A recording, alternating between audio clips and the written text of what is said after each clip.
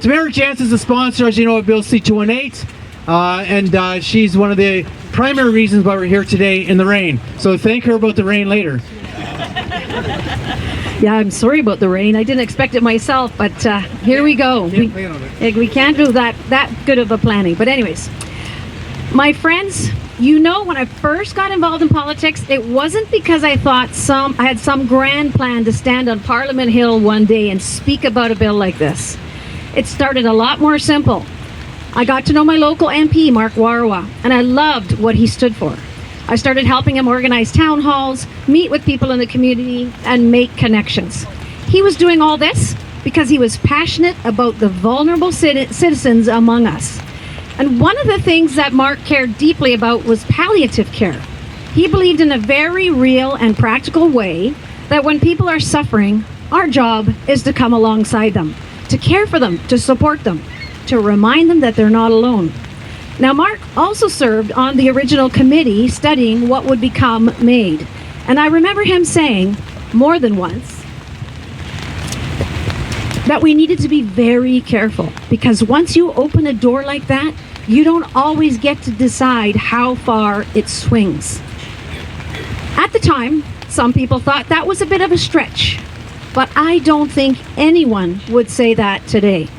Because here we are, just a few years later, and what began as something quite limited has been expanded, piece by piece, to the point where we're now planning to offer MAID to those whose only condition is a mental illness, people who are not at the end of their life.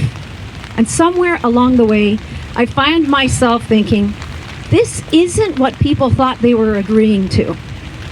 That's why I brought forward Bill C-218, building off the work of my colleague Ed Fast. Because at some point, when you can see where a road is leading, you have to be willing to stop and say, let's take another look at this before we go any further.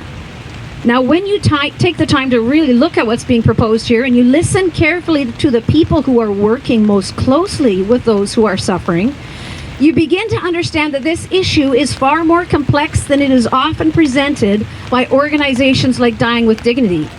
We've heard from psychiatrists across this country, highly trained, deeply experienced professionals who are telling us quite plainly that when it comes to mental illness, there is no reliable way to determine that a condition is truly irremediable.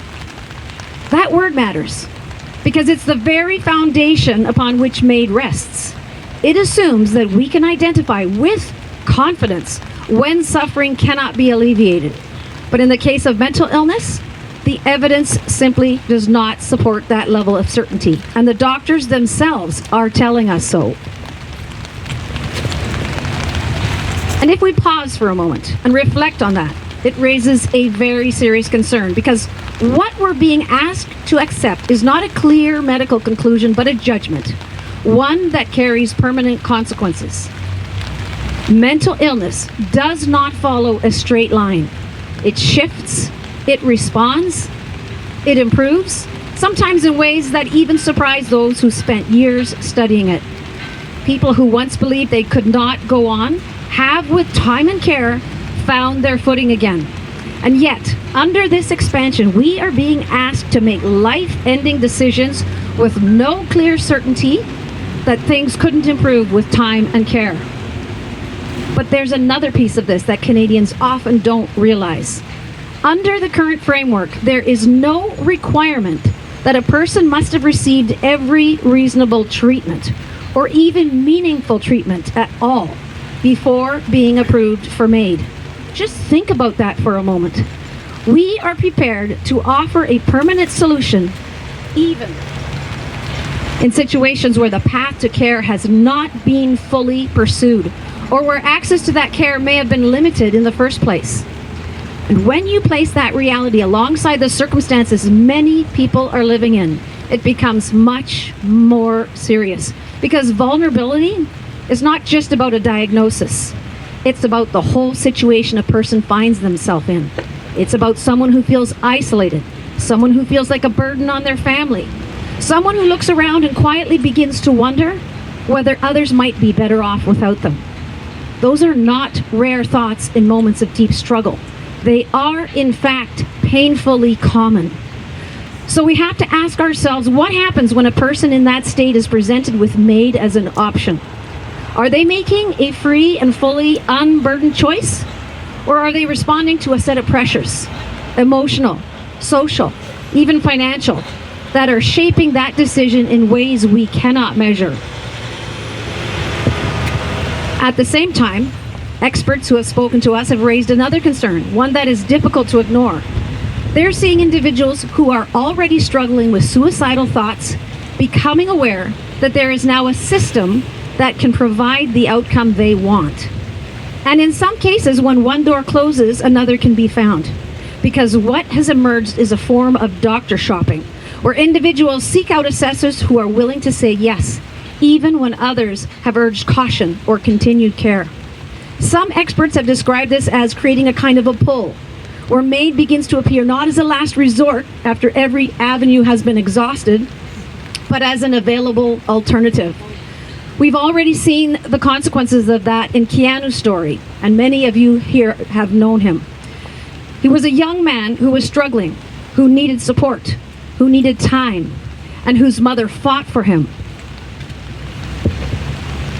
She fought the system for him, because she believed, as any parent does, that her son's life was worth fighting for. And yet, despite those efforts, he was eventually able to find a pathway that led to his death. How many more Keanus are out there that we haven't heard about? And that's where this becomes more than policy. Because when a system allows that kind of outcome, it raises a very serious question about whether we're truly protecting the vulnerable, or whether we're making it easier for them to give up at the very moment they most need someone to stand in the gap for them.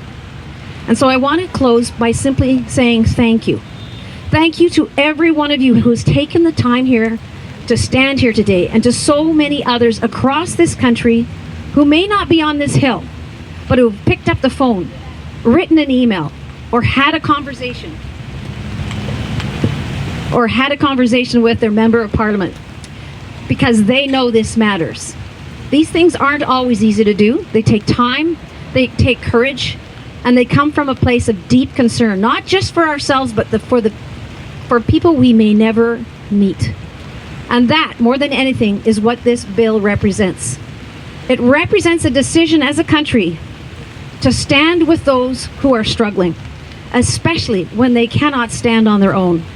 It represents a belief that vulnerability should never become a pathway to being overlooked, or worse, to being offered something final when what is still needed is care, time, and hope.